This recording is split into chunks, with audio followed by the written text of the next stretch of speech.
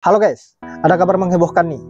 Pak Mul lagi bertingkah membuat wawancara settingan tanpa wartawan yang membuat kita berpikir bahwa Pak Mul semakin kesini ketakutannya semakin besar. Bahkan membuat wawancara settingan untuk bagaimana agar bisa menghindari wartawan-wartawan yang memiliki pertanyaan-pertanyaan yang tajam terkait dengan apa yang disembunyikan oleh Pak Mul.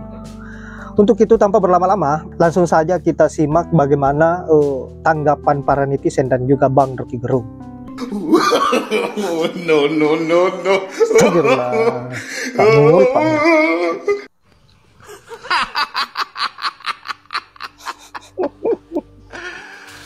Saat Jokowi lebih memilih wawancara settingan tanpa wartawan, saya sih nggak kaget. Orang memang dari dulu udah 10 tahun dia selalu membuat settingan-settingan dan kebohongan-kebohongan. Emangnya selama ini apa yang dilakukannya itu benar-benar terjadi? Enggak, dari dulu juga semuanya settingan. Dia pura-pura pergi ke gorong-gorong juga kan settingan. Dia pura-pura ke sawah juga settingan. Nah, ini juga beberapa kali beliau ini melakukan wawancara drop step atau pura-pura jalan dicegat wartawan dan dia wawancara sendiri dan ngomong sendiri dengan wartawan. Padahal wartawannya tidak ada dan tidak ada settingan, tidak ada wawancaranya. Dia hanya yang pura-pura acting, pura-pura seperti ada yang mencegat dan pura-pura ngomong. Selama ini kita dipimpin dengan kepura-puraan loh dan dengan settingan. Anda baru sadar. Saya sih nggak bohong, nggak kaget. Lihat deh.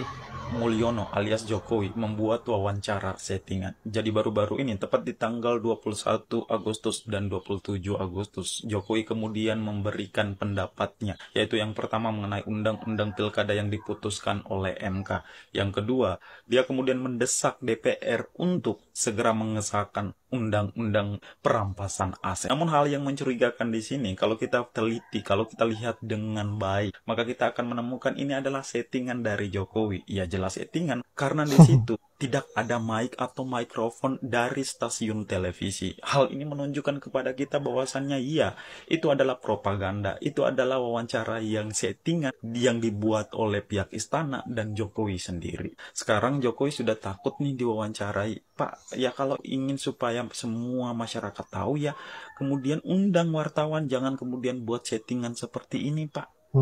Jadi kalau akhirnya terbongkar skandal bahwa Jokowi memang nggak pernah doorstop secara real tapi direkayasa, lalu pertanyaan kita, ya kalau begitu Jokowi dari awal direkayasa dong, maksudnya dia di istana tuh.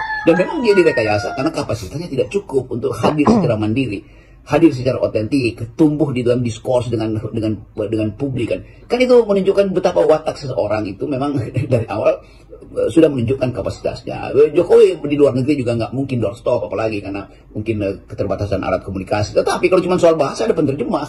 Kalau berbicara di luar negeri pasti disediakan penerjemah. Tuh Pak Harto juga disediakan penerjemah. Tapi Pak Harto nggak pernah doorstop yang direkayasa tuh. Pak Harto mengerti apa yang mesti diucapkan, maka dia panggil penerjemahnya tuh. Ini yang saya ucapkan pada Ronald Reagan misalnya tuh, pada Margaret Thatcher.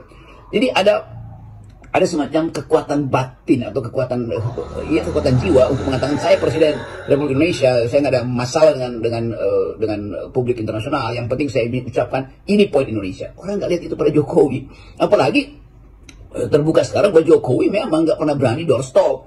Jadi selama ini memang kepalsuan Jokowi itu diperlihatkan dalam bahasa tubuhnya tuh. Jadi ditutupi sebetulnya kapasitasnya tuh. Nah, ini yang kita maksud dari awal, yang saya terangkan dari awal, bahwa penipuan pencitraan itu justru diagung-agungkan oleh para buzzer, oleh media sosial yang dia sewa, oleh apa aja, sehingga lembaga survei selalu mengatakan nih ketertarikan pada Jokowi masih tinggi nih, Jokowi menyapa publik. Iya, kemampuan Jokowi bagi goodie bag aja, dan itu pun hadiah itu dilempar di dalam mobil. Jadi mulai terlihat kekonyolan di istana itu. Ini pasti direkayasa oleh staf-staf komunikasi istana yang memang dulunya sejenis tuh. Lalu apa fungsi wartawan istana kalau begitu? Buat apa ada semacam tim yang di press roomnya istana itu kalau Jokowi akhirnya menghindar, takut untuk diwawancari secara mendalam? Kan itu pemalsuan kan. Zaman Pak Harto semua keterangan itu begitu Harto selesai bicara itu, mulai dari Murdiono, Pak Mur, lalu Pak Harmoko segala macam, menteri-menteri berjanji dan mampu menjawab secara sempurna hasil dari sidang kabinet. Ini yang membuat kita nggak ngerti itu sidang kabinet isinya apa itu. Kan Jokowi mesti datang ke depan publik mengatakan ini yang saya sudah putuskan. Tapi artinya dia nggak ngerti apa yang dia diputuskan. Jadi bukan kita mau mengolok-olok, tapi ya terbuka akhirnya perlahan-lahan bagaimana kapasitas presiden itu dimanipulasi melalui headline yang dibuat-buat, dimanipulasi oleh mereka yang memang menghindar dari ketajaman pertanyaan jurnalis. Ini skandal baru dalam politik Indonesia. Udah banyak skandal yang sedang dibuat Pak Jokowi, tapi ini juga skandal yang ada lucunya itu. Seolah-olah presiden tampil dengan postur yang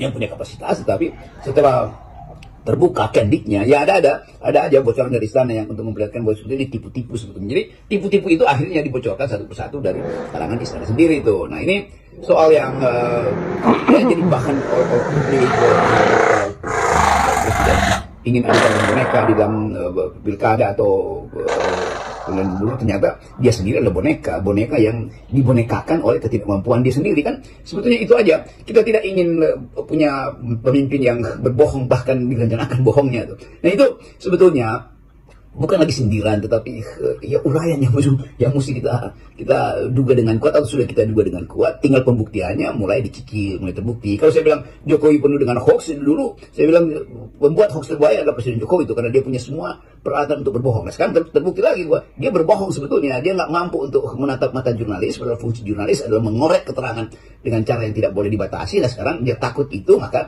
dia sewa orang-orang yang memang bisa disewa untuk merekayasa soal itu wawancara doorstop. Jadi doorstop sekarang artinya yang penting terlihat doornya, terlihat pintunya tuh, bukan isinya lagi yang hendak dijadikan mutu dari doorstop, tetapi pintu harus terlihat supaya soal itu doorstop. Terus dia pemimpin yang baik, dia bisa menduga pertanyaan wartawan, dan dia kan pertanyaan wartawan seputar porsi dia, dan udah ada di kepala pemimpin kan. Lu nanya apa wartawan gue bisa jawab kira-kira gitu. Lu berbohong pun gue tahu tuh pertanyaan lu berbohong tuh, bahkan gue buatin jawabannya lalu bertanya misalnya tuh, dan saya bisa pancing Anda, hai wartawan, Anda akan bertanya sesuatu yang jawabannya udah ada di kepala saya tuh. Kan itu pola itu yang paling bagus sebetulnya tuh, dan wartawan juga atau jurnalis mengerti bahwa kemampuan Presiden Jokowi menjawab itu ya tidak perlu diragukan karena dia memang habis memimpin sidang kabinet. Tapi kalau kemudian buntutnya terlihat tadi rekayasa itu ada kamera dan kita nggak lihat bahwa oke itu kamera siapa, kamera wartawan. Biasanya kamera wartawan itu apalagi televisi itu di ujung kameranya itu ada mic yang standar, dan di situ terlihat oh ini dari TV One, ini dari Metro TV, ini dari iNews, ini dari macam-macam kan. Kan itu nggak ada, itu cuman handphone. Jadi yang wawancara siapa? Yang wawancara adalah HP apa namanya Samsung yang wawancara atau Apple yang wawancara. Jadi itu pun kekonyolannya tidak sempurna sehingga orang mulai melakukan riset kecil-kecil dari penampilan Presiden Jokowi di depan kamera itu yang memang hanya diambil mengikuti keterangan Pak Jokowi selalu dari angle yang sempurna itu. Kira-kira begitu kan? Ya memang disempurnakan untuk menutupi kedunguan, menutupi kebohongan, menutupi faulty reasoning di dalam wawancara. Kan wawancara itu ada nalarnya itu supaya terlihat ada dialektika. Jadi Pak Jokowi mengapa sih mesti memperlihatkan sikap yang makin lama makin konyol? Yap, itulah berbagai respon dari netizen maupun Bang Rocky Gerung terkait dengan wawancara settingan dari Pak Jokowi, dan saya kira sepakat dengan apa yang dikatakan oleh netizen dan juga Bang Rocky Gerung bahwa dari awal sampai sekarang Pak Jokowi dipenuhi dengan settingan, dengan hoax. Cuman kaum bansos dan kaum 58% saja yang mudah untuk diperbudak sehingga percaya begitu saja dan sampai mengagung-agungkan Pak Jokowi. Dan saya kira benar apa yang dikatakan oleh Bang Rocky Gerung bahwa semakin kesini apa yang menjadi kebobrokan Pak Jokowi, apa yang menjadi kebohongan Pak Jokowi akan terungkap sedikit demi sedikit dan terbukti. Tinggal kita menunggu ending dari perbuatan busuk Pak Jokowi ini seperti apa. Baiklah sahabat-sahabat, saya kira saya tidak panjang lebar.